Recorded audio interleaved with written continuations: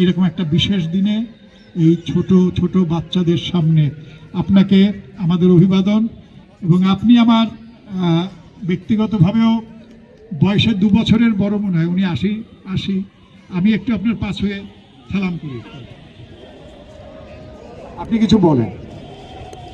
বিসমিল্লাহির রহমানির রহিম। কারণ নাট্য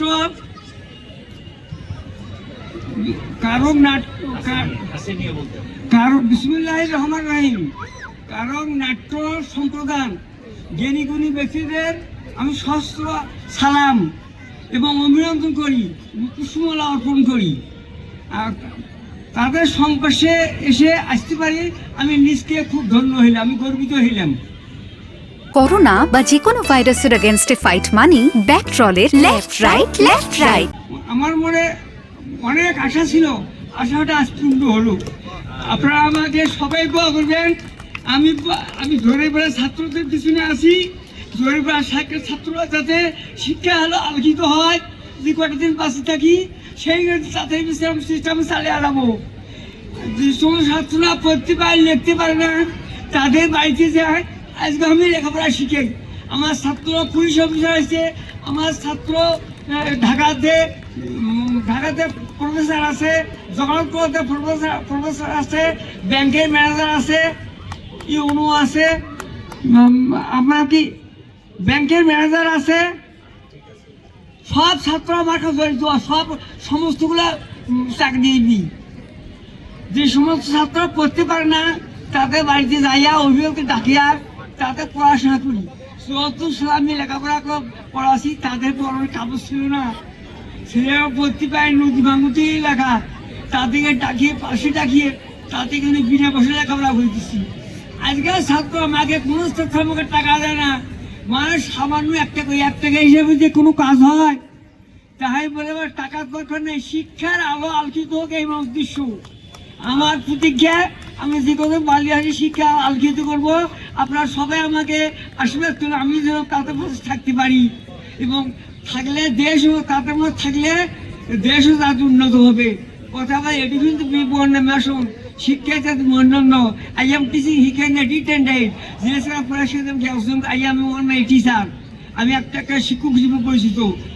আজকাল বর্তমানে বাংলাতে অবস্থা শিক্ষকেরা তাদের ছেলেদের কোনো যত্ন নেয় না, তাদের ভালো ছেলে খারাপ ছেলে থাকে না, তারা ওই টাকা নিয়ে পড়ে থাকে। আমি তা মনে করি না। যারা টাকা দিয়া পড়তে পারে না, লিখতে পারে না, তাদের ডাকিয়া তাদেরকে পড়াশোনা শিক্ষা চালিয়ে যায়। আমি কোচিং জায়গায় বাড়ি সব জায়গাতে কোচিং আছে ছেলেরা, কিন্তু অভাবগ্রস্ত ছেলেরা আজও তার কোচিং টাকা দিতে পারে না, খুব কষ্টের দিন কাটায়। আমি তাদের পাশে থাকিয়া তাদেরকে আমি বর্ণমালা শিখিয়ে দিছি। তাদেরকে আমি শিখাই, এটাই নিয়ে শিখাই, বাবা পড়ো twinkle twinkle little star how I wonder what you are are you are so high like a diamond in the sky.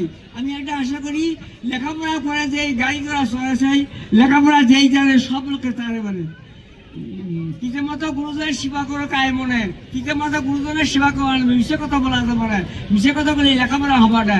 আর বিদ্যাহীন ব্যক্তি পশুর সমান, বিদ্যাহীন ব্যক্তি পশুর সমান। বিদ্যা শিক্ষা করে আমাদের ফরজ হাদিসে আছে, আমরা সবচেয়ে কানা দেখতে পাওয়া যায়, সেই কানা ভালো করা যায়, আর একটা কানা ভালো করা যায় না। এই যে লেখাপড়া আছে অন্ধ হয়ে আছে, যে লেখাপড়া আছে আমার ঘরে স্যার আমরা কি বলবো, আমার নিজের মতো আমাকে আজকে আমি বড় হয়ে এসেছি, ছেলের বাপ হয়েছি, আমাদের লেখাপড়া কিচ্ছু জানি না, তো বিরাট অন্ধ হয়ে পড়ি আছি। আমাদের লেখাপড়া শিখলে হয় অনেক উন্নতি হলো হয়।